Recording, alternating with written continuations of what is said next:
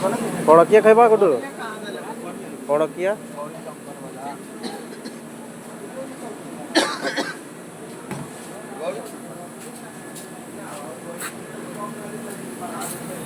जो सारा फोटो हम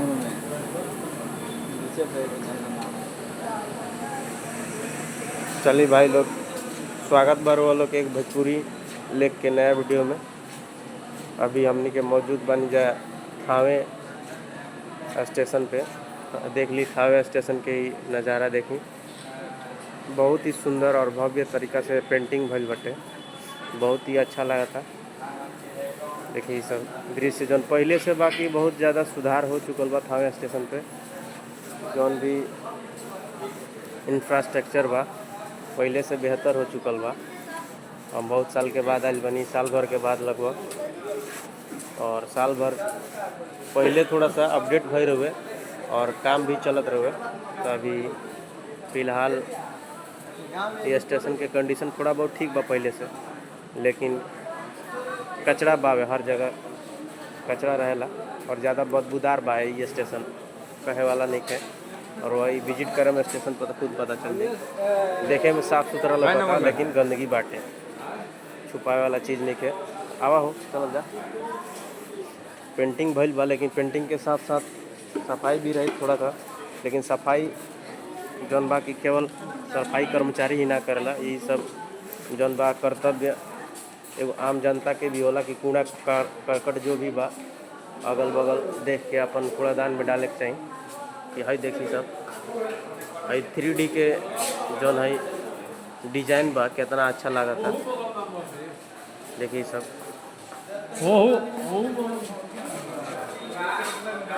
बहुत सुंदर लगा था। जौन कलाकारी भइल बा बहुत ही शानदार भइल बाटे। बाहर के दृश्य लोग के हम चली दिखा रहा बानी।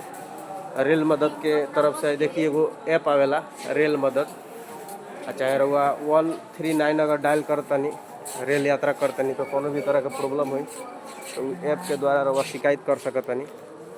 चाहे कोनो भी शिकायत होके वही पर कॉल करके हेल्प ले सकतनी। थावे रेलवे स्टेशन भाई देख ली रउआ के हम दूर से थोड़ा सा और दिखा देता नहीं। मधुबनी पेंटिंग बनावल बा दीवार पर, कितना अच्छा है देखिए ये सब। और बिहार में अपना मधुबनी पेंटिंग बहुत ही नाम कर दिले बा विश्व में भी। तो एक बारे में भी रउआ अगर कुछ कहे के चाहतनी कमेंट में ज़रूर बताई। और वीडियो रउआ के अच्छा लगता तो लाइक एक ज़रूर करी, काहे से कि रउआ लाइक के वजह से हमरा ज़्यादा मोटिवेशन मिलेला कि हम और भी वीडियो बनाई। रउआ लोग के माध्यम से जो भी फेसबुक के माध्यम सोशल मीडिया के माध्यम बा ओकरा माध्यम से रउआ लोग के हम पहुँचाई। और कुछ आगे आवे वाला फ्यूचर में रउआ लोग के अच्छा चीज़ हम कंटेंट बना के दिखाई और रउआ लोग के हेल्प करी वीडियो के माध्यम से। तो हम रउआ लोग से उम्मीद करें कि वीडियो के शेयर करें आ भोजपुरी लिख के अपना फैमिली के सपोर्ट करें। तो वीडियो को लाइक करके शेयर जरूर करें। देखिए थावे जंक्शन के नज़ारा बा में कितना बढ़िया। थावे जंक्शन के बीच में सिंबल बनल बा स्वस्तिक के, ओम के, कितना अच्छा ही हमनी के लग रहा बा। देखिए ये सब लाइटिंग के व्यवस्था देखिए कितना अच्छा सुंदर लग रहा बा। चलिए तो हमनी के जौन काम से आई रहनी है जब काम संपूर्ण हो चुकल बा। हमनी के रात के 9 बज चुकल बा तब घर से निकल जाई। तो भैया जी बा गाड़ी में इंतज़ार भी करते रहे, तो समय ज़्यादा हो चुकल बा। ऐसे रउआ लोग से अब इजाज़त चाहें और रउआ लोग अपन ध्यान रखिए, ठीक बा। हमनी के भी अब चलते हैं जगह में, ठीक बा। धन्यवाद।